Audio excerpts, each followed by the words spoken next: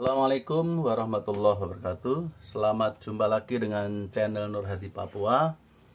Terutama bagi kakak-kakak yang akan mengikuti SKB atau tes CPNS PPOPD dan juga ASN yang lain. Untuk berikut ini bagian ketujuh. Saya harap saudara sekalian yang baru menemukan bagian ini, silakan agar ada keterhubungan bagian 1, 2, 3, 4, 5, 6, 7 semuanya diperhatikan dan kita pelajari sama-sama. Berikut adalah kemampuan khusus PPOPD karena nanti akan menjadi ASN, yaitu kompetensi ASN, manajemen ASN dan kode etik ANS. ASN atau PNS. Oke. Nanti apa bedanya ASN, PNS dan juga PPPK nanti kita akan sampaikan. Pertanyaan-pertanyaan yang muncul, bagaimana Pak aturan tentang ASN, PNS, PPK itu apa bedanya? Dan manajemen PNS itu apa saja? Kompetensi ASN, jenis kompetensinya, strategi pengembangannya, sistem merit apa itu, dan kode etiknya. Ini di kisi-kisi soal tes CPNS, tidak ada kode etik, tapi ini kita sampaikan, ini sangat penting sekali dan biasa juga muncul. Nah, ini sangat penting kode etik ini terkait dengan bagaimana pengembangan ASN berkelas dunia ini. Jadi sekitar ini, tapi ini hanya yang pokok-pokok saja, seperti kita masuk pintu saja gitu. Pendalamannya silakan nanti download aturan-aturan yang saya tunjukkan. Yang pertama tadi dasar hukum ASN, PNS dan PPPK, ini yang kita bisa membedakan, yaitu Undang-Undang Nomor 5 2014 tentang ASN, Aparatur Sipil Negara. Disebutkan bahwa aparatur sipil negara itu terdiri dari pegawai negeri sipil dan pegawai pemerintah dengan perjanjian kerja, PPPK. Jadi ASN itu sama dengan PNS plus PPPK, pegawai pemerintah dengan perjanjian kerja. Jadi begitu.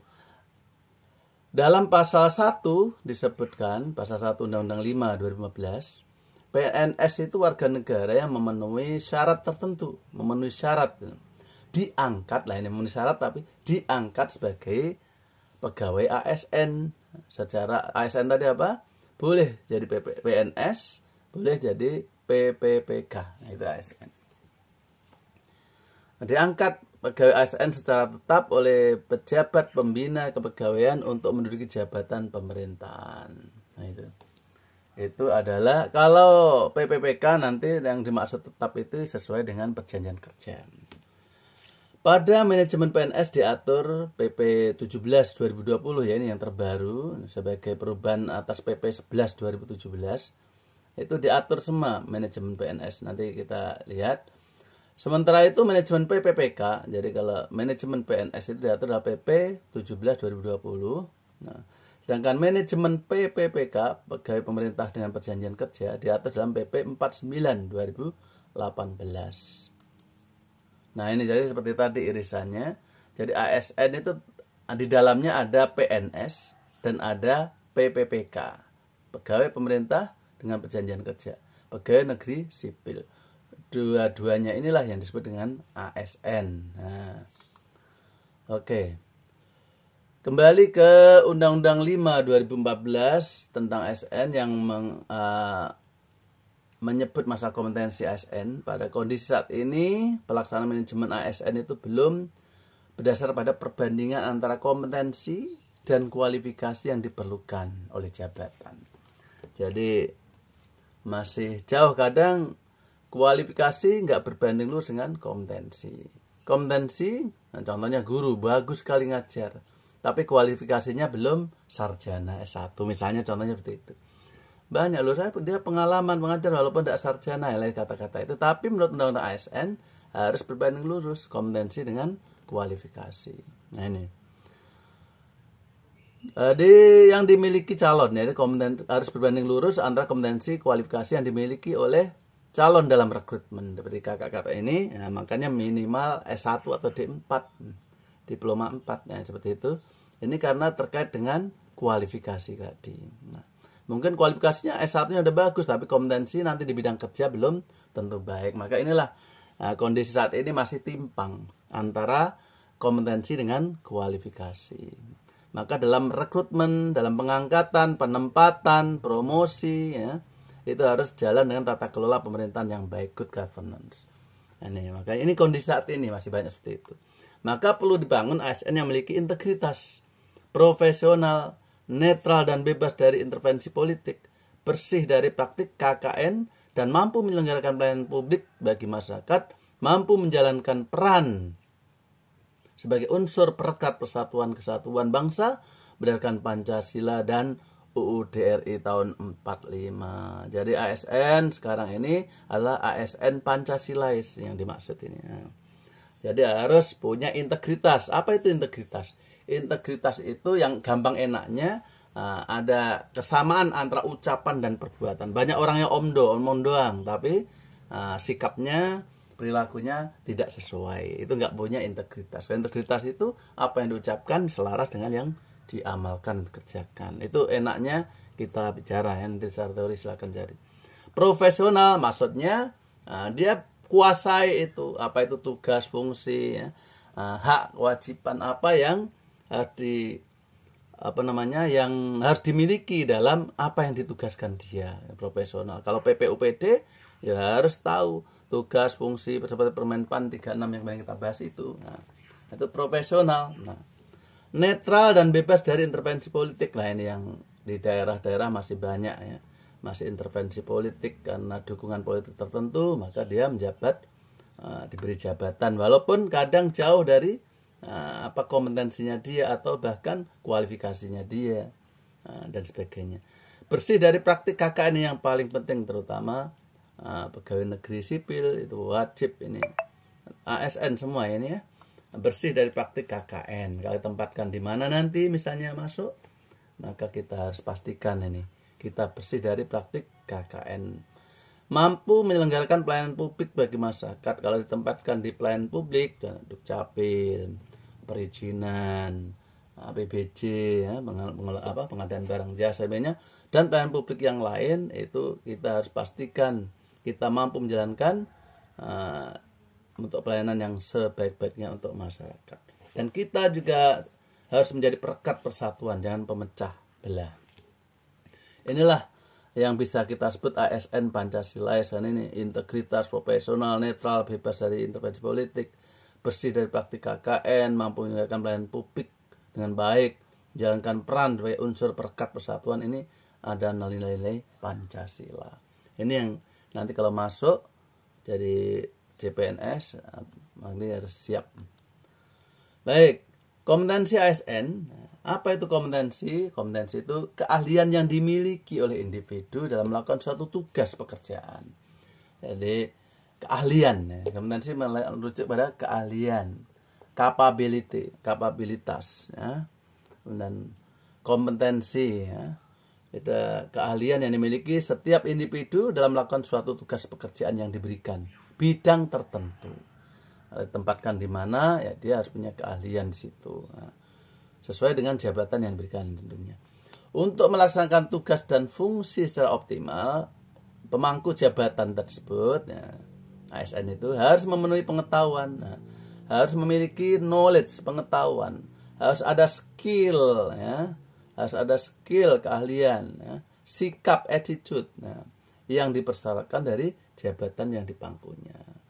Nah, jadi ini. Jadi pemangku jabatan ASN itu harus memiliki pengetahuan, kemampuan, sikap yang dipersyaratkan dalam jabatan. Pengetahuan, kemampuan, dan sikap itulah yang disebut dengan kompetensi. Nah, seperti itu. Jadi kompetensi itu pengetahuan, sikap, kemudian skill, pengetahuan, skill atau kemampuan dan sikap. Itu adalah kompetensi yang harus dimiliki di bidang tertentu dalam jabatan yang diberikan kepadanya.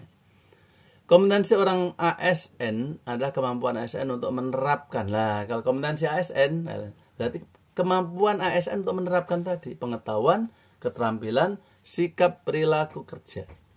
yang diperlukan dalam pelaksanaan tugas jabatannya sesuai standar yang ditetapkan, baik yaitu mereka secara profesional, efektif, efisien. Jadi ini ukurannya, profesional, efektif, efisien, kemampuan menerapkan pengetahuan, keterampilan, sikap ya, yang diperlukan dalam tugas jabatannya sehingga berjalan dengan profesional, efektif, efisien. Itu kompetensi ASN.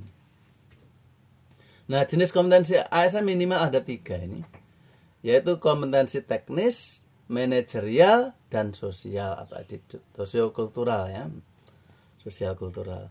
Kompetensi teknis itu apa? Nah, diukur dari tingkat spesialisasi pendidikan ya, kualifikasinya tadi ya, kompetensi teknis.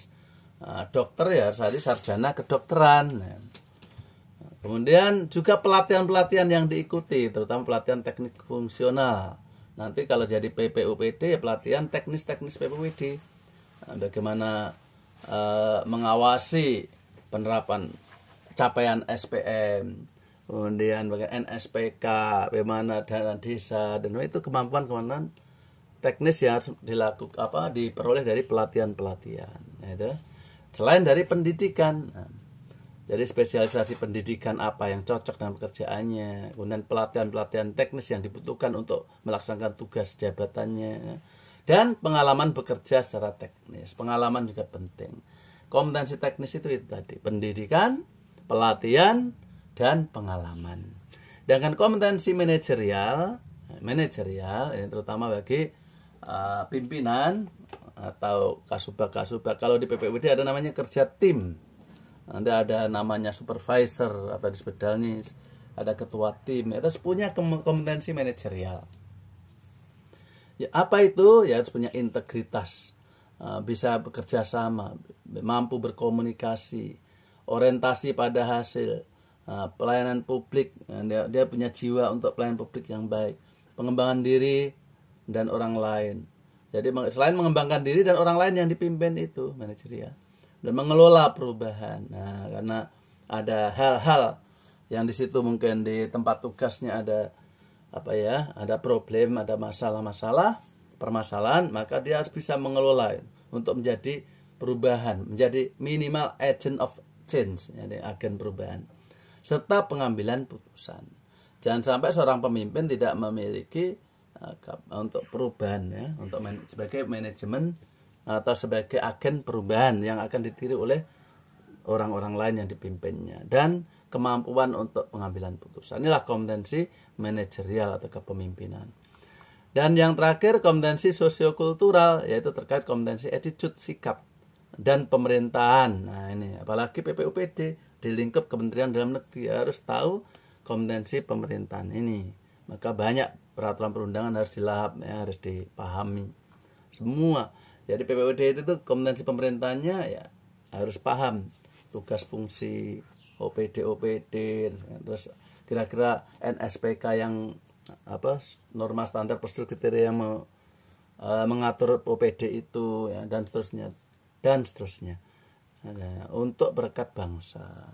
Dilihat di undang-undang ya, undang-undang pemerintahan daerah dan sebagainya yang kita lihat, yang kita udah pelajari. Baik, kompetensi ASN di lingkungan Kemendagri tadi, tadi selain kompetensi teknis yang sudah kita jelaskan, manajerial, kompetensi sosial kultural, plus kompetensi pemerintahan. Ini ya, kita nanti calon PPUD harus ada 4 kompetensi ini. Baik, contoh standar kompetensi manajerial ini dalam Permenpan 38 2017 ya. Standar kompetensi jabatan ASN ini tentang standar kompetensi jabatan. Nah ini kita duplik seperti ini. Jadi harus memiliki manajerial tadi ya, integritas, kerjasama, komunikasi, orientasi hasil, pelayanan publik, pengembangan diri dan orang lain yang dipimpin tadi, mengelola perubahan, agent of change, dan sebagainya. Bisa mengubah masalah menjadi peluang, itu maksudnya. Seorang pemimpin harus seperti itu. Kemudian pengambilan keputusan ya, bagaimana mendapatkan masukan dari bawahan dan sebagainya, kemudian ambil keputusan dan sesuai aturan peraturan perundangan tentunya. Nah ini yang harus dimiliki manajerial. Jadi ini yang kita jelaskan di depan tadi ini. Nah, oke ini ya.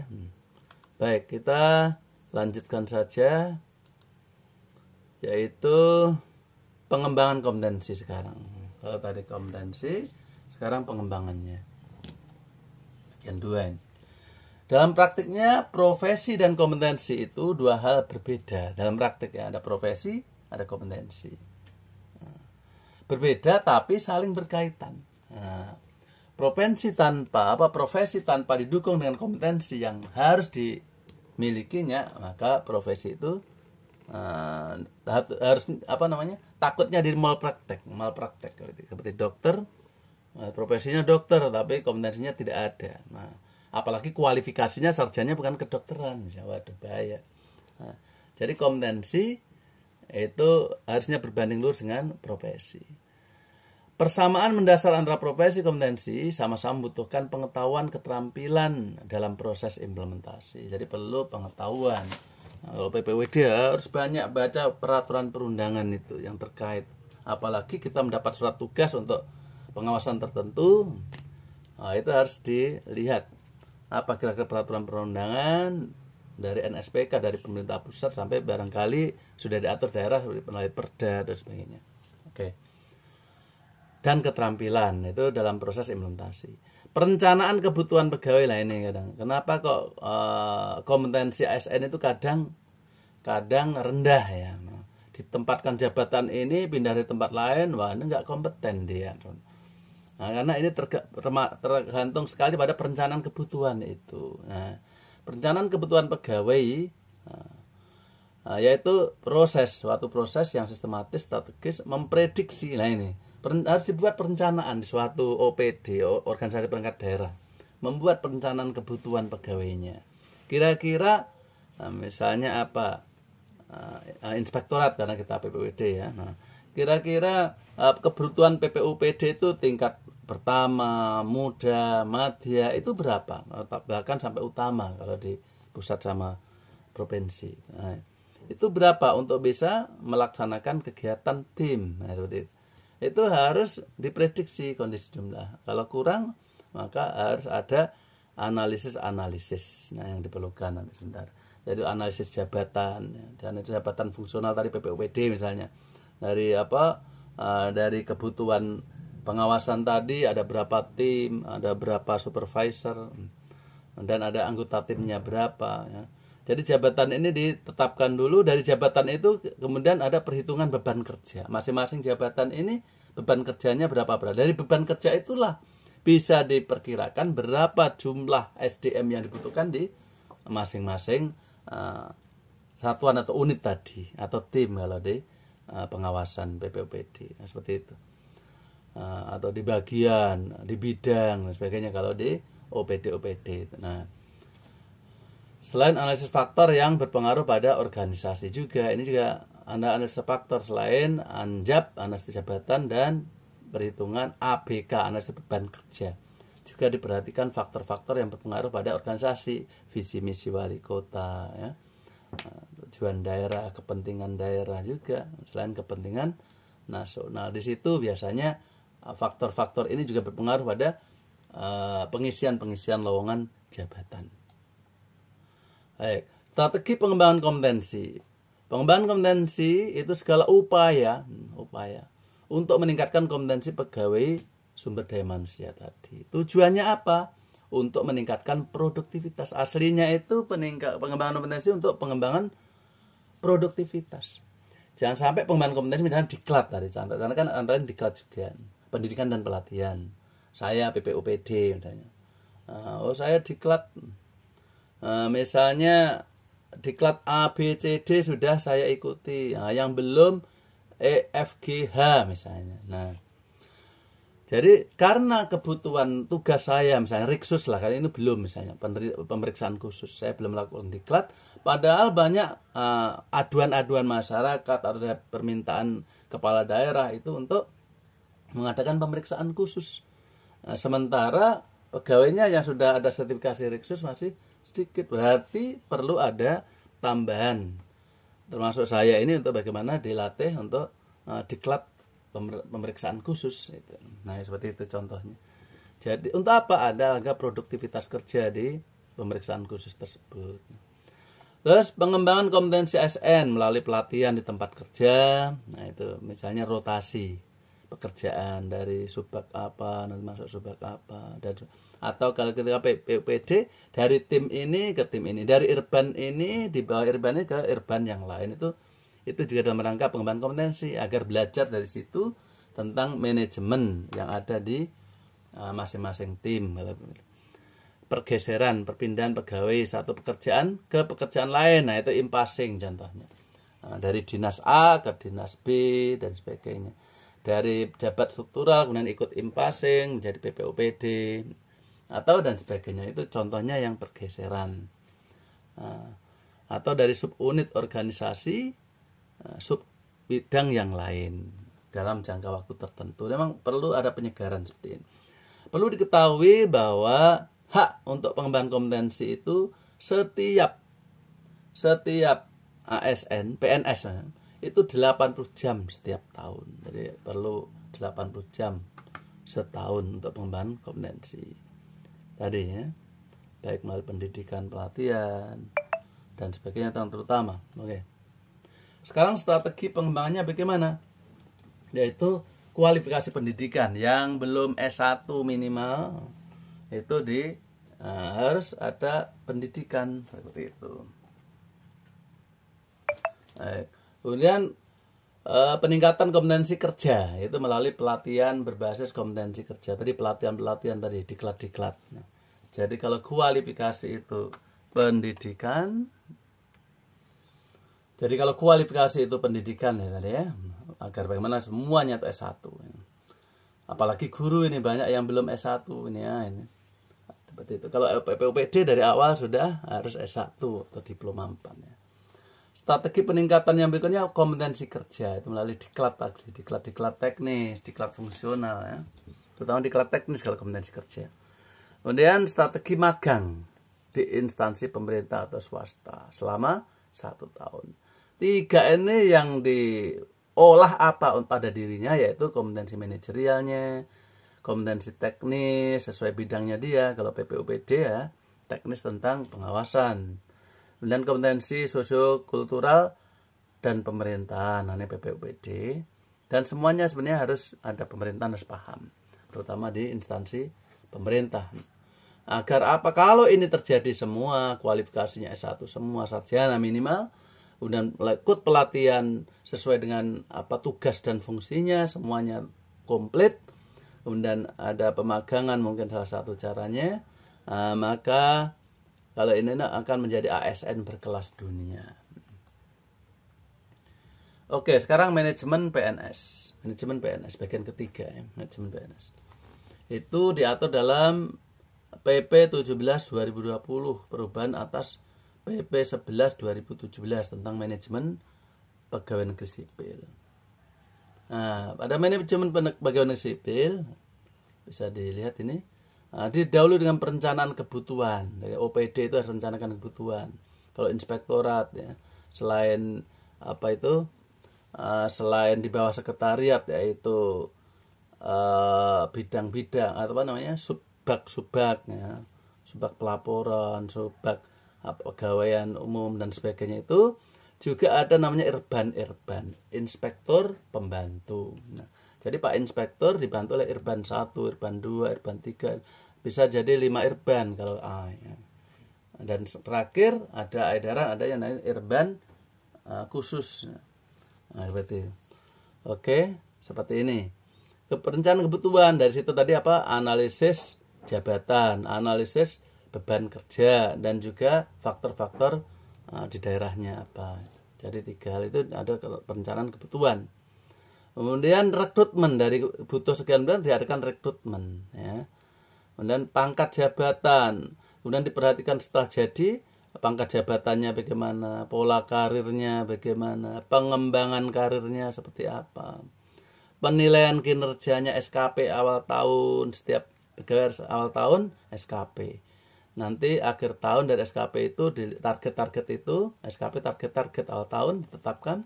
Di akhir tahun nanti akan ada penilaian kinerja pegawai negeri sipil PKPNS. Dari target tadi realisasinya seperti apa, sehingga dapat angka kredit yang kita pelajari saat angka kredit itu.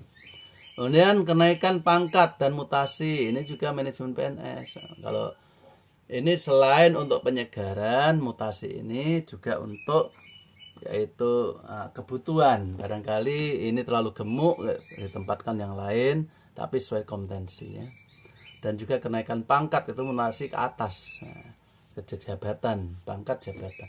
Dan disiplin pegawai juga harus di manage dalam inspektorat itu. Kita bilang inspektorat aja misalnya. Dan penggajian dan tunjangannya, kalau PPUPD mendapat tunjangan fungsional nanti sesuai peraturan. Kemudian pensiun, jaminan hari tua, perlindungannya ini juga harus disampaikan. Penghargaan, nah ini yang kurang. Kadang pegawai yang berprestasi tidak OPD itu, kepala OPD tidak memberikan reward. Hanya punishment saja, dipanggil, lisan, tertulis, ya seperti itu, nih. Seperti aturan disiplin pegawai negeri sipil. Tapi penghargaan itu kadang jarang. Ya minimal sertifikat lah. Tahun ini ASN prestasi siapa, yang paling dedikasi siapa. Dapat sertifikat sudah bagus ya, untung ada yang lain-lain. Nah, penghargaan penting. Atau di upacara sebutkan tiap akhir tahun siapa luar biasa. Ini akan menumbuhkan yaitu persaingan yang sehat.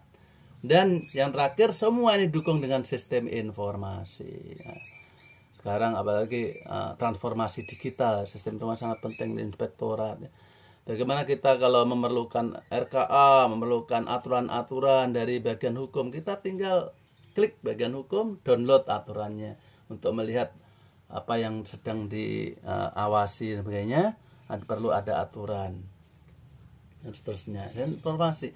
Mungkin layanan aduan, layanan konsultasi di inspektorat. Nah, itu cukup dengan klik tombol di website inspektorat, ada link situ, konsultasi dan langsung tanggapi. Cepat, murah, tanpa transport dan seterusnya. Ini dalam manajemen PNS, siapa tahu kakak sekalian nanti akan jadi inspektur. Nah, di inspektur harus perhatikan ini untuk manajemen PNS di OPD kita, di inspektor. Contohnya itu.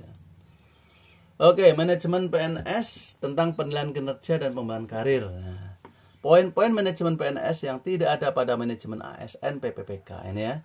Jadi PNS tadi kan terdiri ASN dan PPPK. Jadi yang ada ASN itu terdiri PNS dan PPPK. Nah, poin-poin pada PNS yang tidak ada pada PPPK ini. PPPK itu tidak mengenal pangkat. Ya sudah, perjanjian kerja ya di situ aja. Pangkat jabatan. Tidak mungkin honorer kemudian jadi inspektur, kan nggak mungkin ya. Pangkat jabatan nggak kenal. Pengembangan karir ya nggak kenal. Pola karir tidak kenal. Promosi tadi yang kita sebut di atas tadi ya. Mutasi, jaminan pensiun hari tua tidak ada. Dari yang ini tadi. Nah, untuk yang ASN ini PNS ya, ini PNS. Yang untuk ASN PPPK itu tidak ada ini. Tidak ada pengembangan karir, pangkat jabatan, pola karir, promosi, mutasi. Pokoknya dia bergerak sesuai dengan perjanjian kerja atau kontraknya, itu aja. Dengan penilaian kinerja ASN, nantinya dapat diketahui ASN yaitu melalui instrumen SK PPK PNS memiliki kinerja sangat baik. Ini ASN yang PNS ya, ada SKP dan di akhir tahun ada PKP NS. Memiliki kinerja baik, sangat baik, cukup, buruk, karena di PKPNS nanti akan seperti itu. Melaksanakan tugas dan fungsi jabatan dan organisasi. Maaf. Pengembangan karir dapat diartikan sebagai kegiatan kepegawaian guna membantu para pegawai merencanakan karir masa depan di tempat mereka bekerja. Ini khusus PNS ya, ASN PNS. Nah, dalam era sekarang itu ada namanya sistem merit system di Undang-Undang ASN ya. Yaitu melalui dalam ASN kita harus menyeleksi promosi itu secara adil dan kompetitif. Jadi berdasarkan kompetisi. Menerapkan prinsip fairness. Jadi tidak boleh ada campuran situ, tapi bebas ya. Ada gitu siapapun, fairness. Kemudian penggajian, reward, punishment itu berbasis kinerja. Jadi basis kinerja tadi PKPNS atau SKP ya orang bilang itu basis kinerjanya di situ. Kalau bagus, sangat baik, berarti ada reward. Kalau ada kurang, kedisiplinan kurang, kan ada juga situ disiplin dan apa namanya atas kerjanya juga. Dan itu maka punishment itu, reward punishment. Kemudian itu juga berpengaruh pada penggajian. Nah, itu. Atau mungkin tambahan penghasilan ya, TPP. Dan standar integritas dan perilaku untuk kepentingan publik. Jadi standar integritasnya dan perilaku itu untuk publik, bukan hanya untuk dirinya sendiri di kantor. Tapi bagaimana kita ini punya integritas, disenangi oleh masyarakat juga. Manajemen SDM secara efektif efisien. Jadi efektif efisien. Efektif itu kalau kita mengangkat orang sesuai tujuan organisasi. Bukan karena misalnya apa ya, karena tetangga saya menjadi inspektur, tetangga saya masukkan di kantor, bukan begitu. Tapi efektif karena memang kan kurang orang, memang kalau kurang SDM-nya dan dia misalnya sarjana yang diperlukan, misalnya sarjana akuntansi misalnya, dan kita kurang, boleh karena sesuai tujuan dari pengawasan. Nah, itu namanya efektif. Tapi kalau asal comot saja bukan efektif. Efisien itu maksudnya ramping. Jadi SDM yang ada di OPD itu memang betul-betul sesuai kebutuhan, tidak ada penggemukan. Nah, itu tadi biasa terjadi karena pimpinan OPD-nya, kemudian ada iparnya atau apanya dimasukkan saja. Nah, itu walaupun sudah cukup, ya, betul dia sarjana akuntansi, tapi sudah cukup, sudah efektif sama dia. Tapi dia masukkan saja, itu kurang efisien, gemuk, terlalu gemuk. Kemudian melindungi pegawai dari intervensi politik, dari tindakan semena-mena dari pejabat publik, nah, itu. Dari wali kota, bupati, dari gubernurnya. Kadang asal karena kita kurang dukung misalnya dia atau tidak sukai, asal saja kemudian dipindah-pindah. Itu dalam undang-undang ASN itu dilindungi seperti itu. Jadi ini sistem merit seperti itu. Jadi efektif, efisien. Efektif betul-betul SDM yang ada di situ sesuai tujuan. Efisien, tidak terlalu gemuk. Oke, sistem merit itu kebijakan manajemen ASN yang berdasarkan pada kualifikasi tadi. Kualifikasinya oke. Saya S1 akuntansi memang diperlukan di inspektorat. S1 ekonomi, S1 ada di situ, nanti diperlukan pengawasan. Kemudian kompetensinya juga oke, kinerjanya juga oke. Jadi kualifikasi, kompetensi dan kinerja ini yang dia. Nah, inilah namanya sistem merit, dilakukan secara adil dan wajar tanpa membedakan tadi politik karena pendukungnya atau apanya, ras, warna kulit, agama, asal usul, karena sama suku ini, misalnya jenis kelamin, status, tidak memandang ini, tapi kita manage SSM, rekrut kebutuhan itu berdasarkan kualifikasi, kompetensi dan kinerja. Itu sistem merit. Baik, yang terakhir yaitu kode etik. Seperti jadi saya tadi tambahan kode etik. Mohon maaf agak panjang dikit biar cepat dipahami.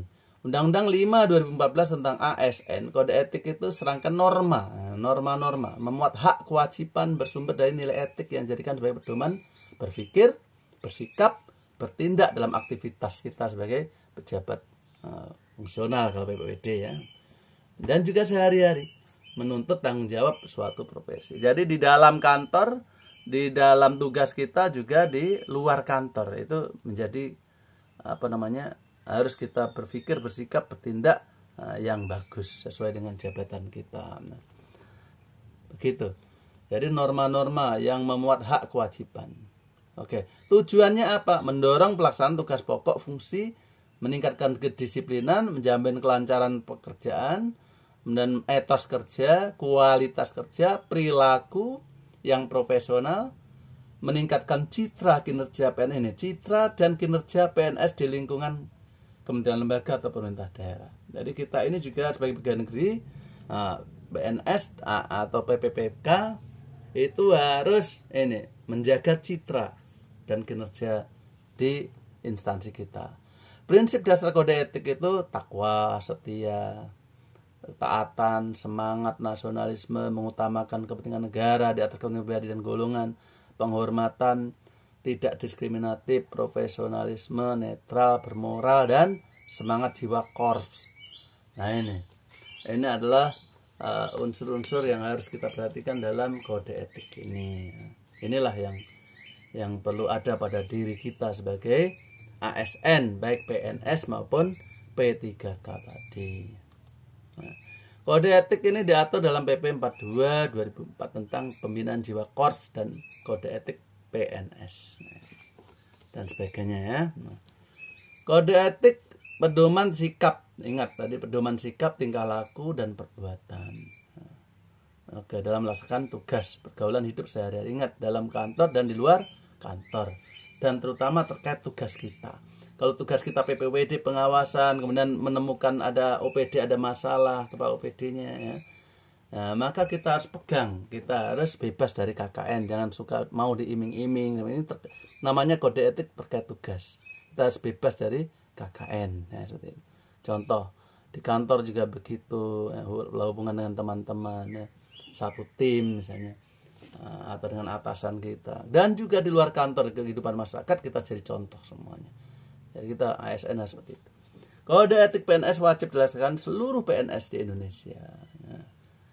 Pegawai negeri sipil wajib bersikap berpedoman pada etika dalam bernegara, dalam penyelenggaraan pemerintahan, dalam organisasi, terhadap diri sendiri juga harus punya kode etik, jujur pada diri sendiri. Nah, memperbaiki nama baik diri sendiri. Bagaimana caranya? Terhadap sesama pegawai negeri sipil juga. Luar biasa. Kalau ini dilakukan, maka kita jadi ASN kelas dunia tadi. Demikian kurang lebih tentang manajemen PNS, kode etiknya, dan juga pengembangan kompetensi. Mudah-mudahan bermanfaat, dan insya Allah nanti bagian 8 yang saya lihat di kurang SPIP. Oke, demikian, kurang lebih mohon dimaafkan. Assalamualaikum warahmatullahi wabarakatuh.